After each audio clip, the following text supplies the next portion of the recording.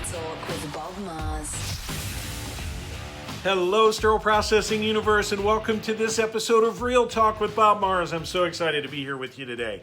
So we're going to carry on our discussion about inspection and assembly. And if you remember right, in the last video, I mentioned 4 things that we want to look at. We want to talk about inspection, we want to talk about knowledge, we want to talk about the tools needed and the time needed to properly inspect and get these instruments back to our users. So today, as we're moving into it, let's talk about the tools that you need to perform the job correctly. The best way to find out exactly what you need to look at these instruments is to talk to the OEM, the original equipment manufacturer from whatever company it is that you have the majority of your instruments from. Also, talk to your repair company. These folks have been specially trained to work on the instruments, to refurbish, to repair, and to take care of these instruments so they can help you. Leaders, they can talk to your sterile processing staff and show them exactly what they should be looking for to make sure that these instruments are working properly. So make sure you do that if you're a leader in sterile processing. If you're an administrator or somebody that controls the budget, make sure that you're providing the dollars to sterile processing that are needed to buy the tools to properly inspect these instruments. And you may not know that there are over 5,000 different types of surgical instrument that these professionals are charged with ensuring that they work properly every day. So they need the tools to do the job. And when I say tools, do your staff have installation testers at every workstation, and are they checking the instruments daily? And let me say this, when I talk about inspection, if we're talking real, I'm going to ask you the question, are you inspecting every instrument, every time, every day before they go into the set and go back to the users?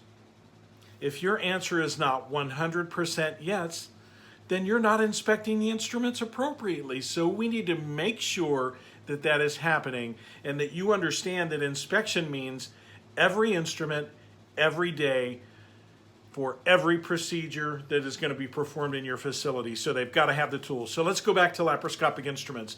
Do you have an installation tester at every workstation? If the answer is no, you need to get one so they can inspect these laparoscopic instruments for holes that they can't see. You have to be able to take care of these instruments and understand that if they're not inspected every time, we could be injuring a patient with a stray burn.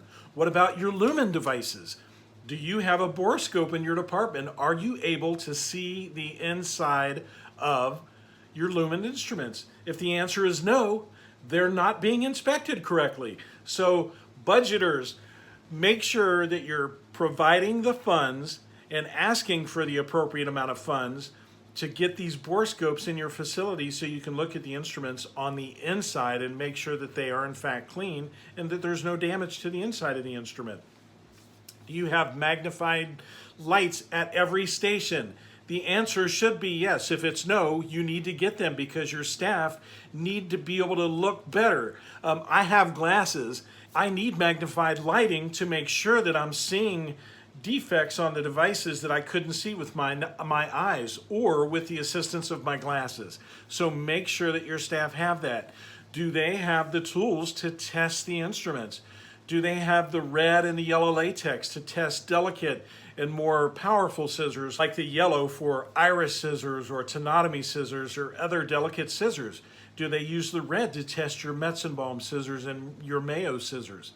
Do they have plastic dowel rods that will help test the sharpness of curettes and osteotomes? Do they have index cards available to test your kerosins and make sure that they're cutting cleanly and smoothly?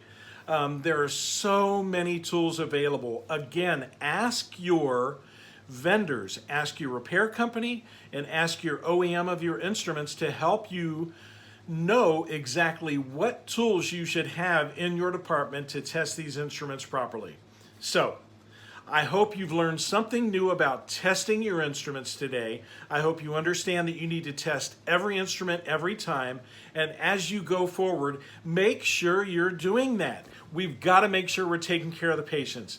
So I hope you have a wonderful day. This has been Real Talk, and I'm Bob Mars, and I look forward to our next discussion. Is your central service or sterile processing department prepared for a regulatory survey? If you can't answer with a resounding yes, you should contact Beyond Clean. Our experts will perform a survey in your facility to help you determine your survey readiness.